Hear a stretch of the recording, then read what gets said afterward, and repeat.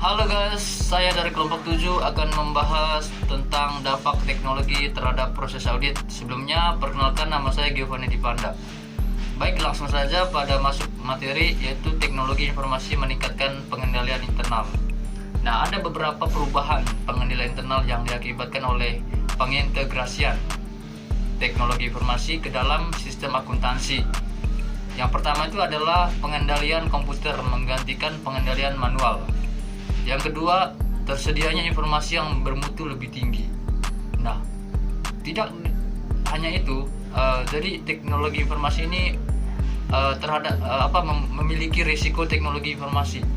Banyak risiko dalam sistem manual dapat dikurangi dan di dalam beberapa kasus malah dihilangkan.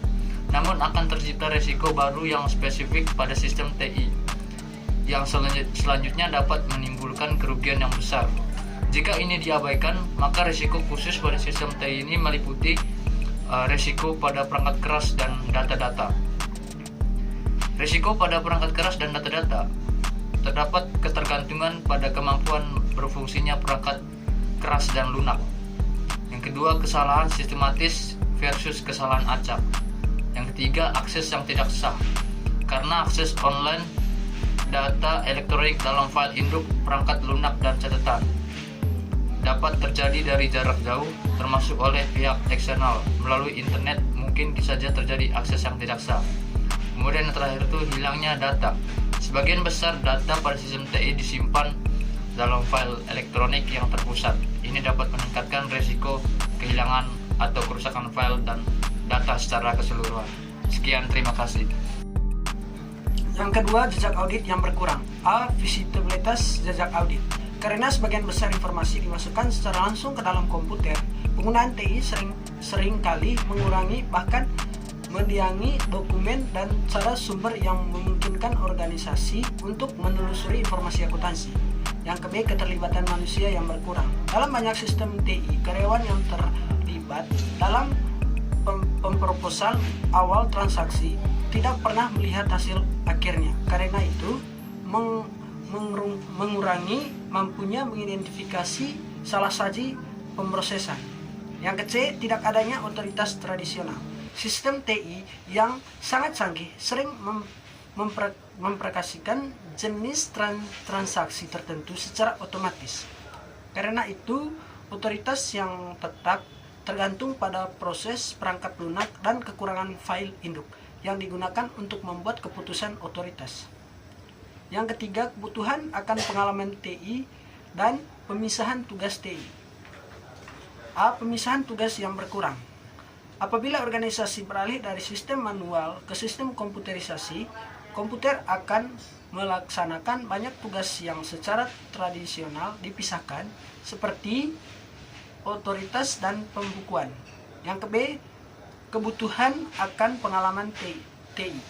Meskipun perusahaan membeli paket perangkat lunak akuntansi yang dijual di pasar, perusahaan juga harus merekrut personilnya yang memiliki pengetahuan dan pengalaman untuk memasang, memelihara, serta menggunakan sistem tersebut. Yang C. Pengendalian intern khusus atas teknologi informasi.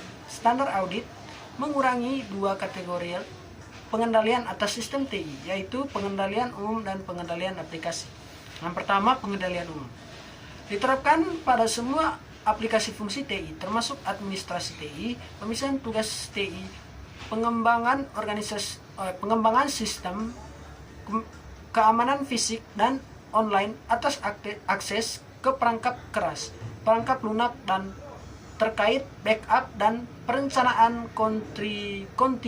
kontingenis atas keadaan darurat yang tak terduga, serta pengendalian perangkat keras. Audit akan mengevaluasi pengendalian umum untuk perusahaan secara keseluruhan.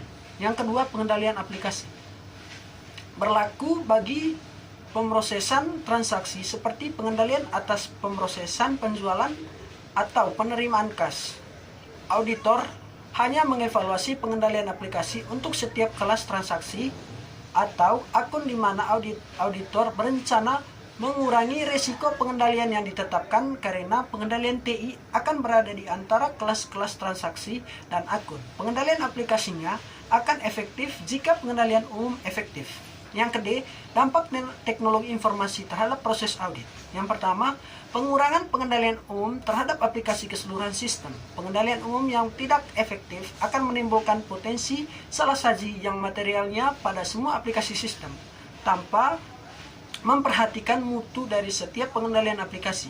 Sebagai contohnya, jika tugas-tugas TI tidak dipisahkan secara memadai, auditor harus memperhatikannya program perangkap lunak yang tidak diotoritaskan atau perubahan file data yang dapat menimbulkan transaksi fiktif atau data yang tidak terdeteksi dan penghilang akun-akun seperti penjualan, pembelian, dan gaji. Langkah berikut yaitu pengaruh pengendalian umum terhadap perubahan perangkat lunak.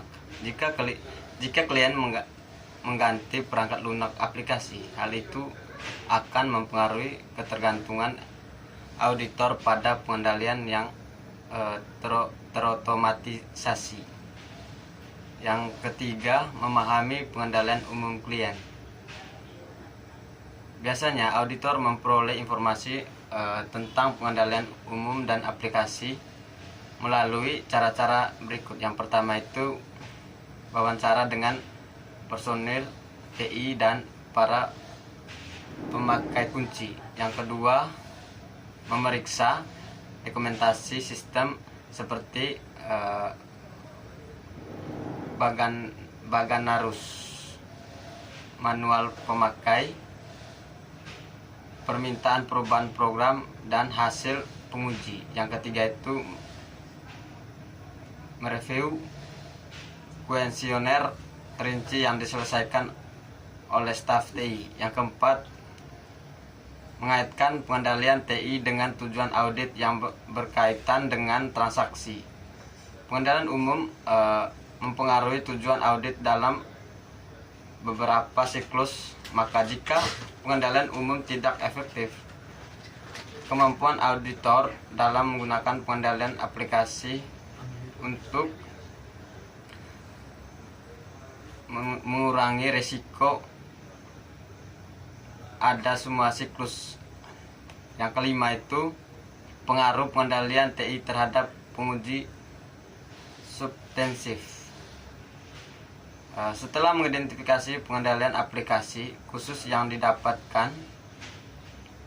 digunakan untuk mengurangi risiko pengendalian, auditor lalu mengurangi pengujian substantif. Yang berikut yaitu permasalahan pada lingkungan TI yang berbeda. Yang pertama itu masalah pada lingkungan jaringan. Yang kedua, masalah pada sistem manajemen data. Yang ketiga, masalah pada sistem e-commerce.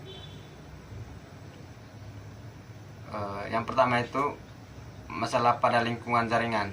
Apabila klien mempunyai aplikasi akuntansi yang diproses dalam lingkungan jaringan, auditor harus mempelajari konfigurasi jaringan, termasuk lokasi server komputer dan workstation yang saling berhubungan satu sama lain. Yang berikut yaitu masalah pada sistem manajemen data, yaitu klien